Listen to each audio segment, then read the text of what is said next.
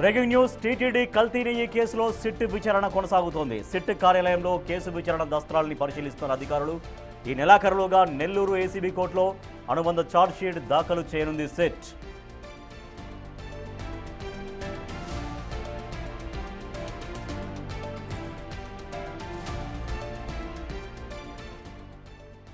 TTD కల్తీ నెయ్యి కేసులో సిట్ విచారణ కొనసాగుతోంది. సిట్ కార్యాలయంలో కేసు విచారణ దస్త్రాల్ని అధికారులు పరిశీలిస్తున్నారు.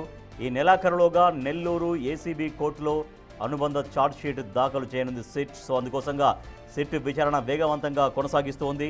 టీటీడీ కల్తీ నెయ్యి కేసులో విచారణ కొనసాగించే క్రమంలో సిట్ ఆఫీసులో విచారణ దస్త్రాల్ని పరిశీలిస్తున్నారు అధికారులు.